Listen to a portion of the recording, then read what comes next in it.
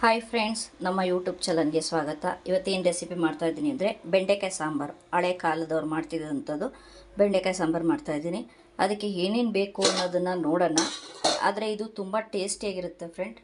ಒಂದು ಸಲ ಟ್ರೈ ಮಾಡಿ, ನಿಮಗೆ ಗೊತ್ತಾಗುತ್ತೆ. ಬಟ್ ಬನ್ನಿ, ಇದಕ್ಕೆ ಏನೇನು ಬೇಕು ಅನ್ನೋದನ್ನು ನಾವು ನೋಡೋಣ. ಫ್ರೆಂಡ್, ಬೆಂಡೆಕಾಯಿ ಸಾಂಬಾರು ಮಾಡ್ತಾಯಿದ್ದೀನಿ. ಅದಕ್ಕೆ ಬೇಕಾಗಿರೋ ಪದಾರ್ಥಗಳು ನೋಡೋಣ. ಜೊತೆಗೆ ಇದು ಹಳೆ ಕಾಲದಲ್ಲಿ ಮಾಡ್ತಿದ್ದಂಥದ್ದು ಬೆಂಡೆಕಾಯಿ ಸಾಂಬಾರು. ನಮ್ಮ ತಾಯಿಗೆ ನಮ್ಮ ಅಜ್ಜಿ ಹೇಳ್ಕೊಟ್ಟಿದ್ದು, ನಮ್ಮ ತಾಯಿ ನನಗೆ ಹೇಳ್ಕೊಟ್ಟಿದ್ದು. ಇದೀಗ ಫಸ್ಟು ಇದಕ್ಕೆ ಬೇಕಾಗಿರೋದು ಈರುಳ್ಳಿ, ಟೊಮೊಟೊ, ಕೊತ್ತಂಬರಿ ಸೊಪ್ಪು, ಕಾಯಿ, ಬೆಂಡೆಕಾಯಿ, ಆಮೇಲೆ ಒಗ್ಗರಣೆಗೆ ಸಾಸಿವೆ, ಒಣಮೆಣ್ಸಿನ್ಕಾಯಿ, ಕರ್ಬೇವಿನ ಸೊಪ್ಪು, ಈರುಳ್ಳಿ, ಆಮೇಲೆ ಗೋಲಿ ಗಾತ್ರಷ್ಟು ಹುಣಸೆಹಣ್ಣು, ಬೇಳೆ ಸಾಂಬಾರು ಪುಡಿ.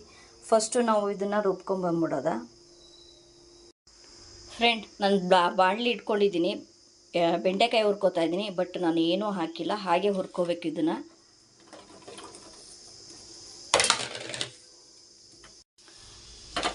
ಹುರ್ಕೊಳ್ಳಿ ಚೆನ್ನಾಗಿ. ಒಂದು ಸ್ವಲ್ಪ ಇದ್ರಂಗೆ ಬರುತ್ತೆ, ಜಲ್ನಂಗೆ ಬರುತ್ತೆ, ಅದೆಲ್ಲ ಹೋಗಬೇಕು. ಫ್ರೆಂಡ್ ನೋಡಿ, ಸ್ವಲ್ಪ ಚೆನ್ನಾಗಿ ಹುರಿದಿದ್ದೀನಿ. ಕಪ್ಪಾಗಿದೆ. ಅದೆಲ್ಲ ಅದು ಜಲ್ನಂಗಿರೋದೆಲ್ಲ ಹೋಗ್ಬೇಕದು.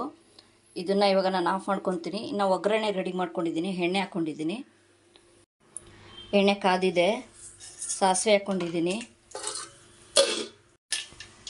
ಇನ್ನು ಈರುಳ್ಳಿ, ಕರ್ಬೇವಿನ ಸೊಪ್ಪು, ಒಣಮೆಣ್ಸಿನ್ಕಾಯಿ ಹಾಕೋತಾ ಇದ್ದೀನಿ.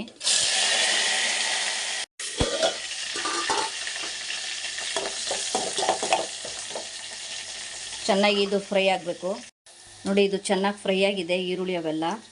ಇವಾಗ ನಾನು ರುಬ್ಬಿರೋಂಥ ಖಾರ ಹಾಕೋತಾ ಇದ್ದೀನಿ.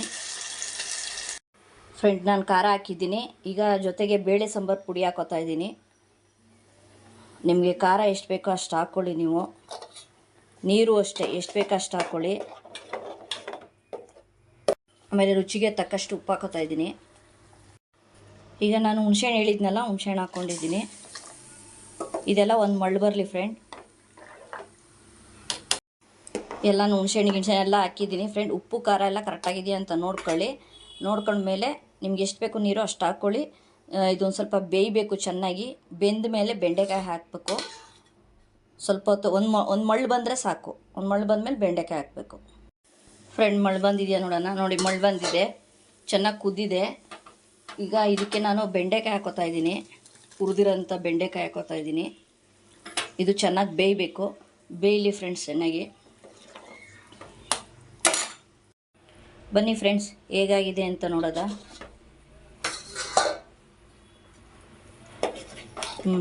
ನೋಡಿ, ಎಲ್ಲ ಚೆನ್ನಾಗಿ ಬೆಂದಿದೆ ಬೆಂಡೆಕಾಯಿ.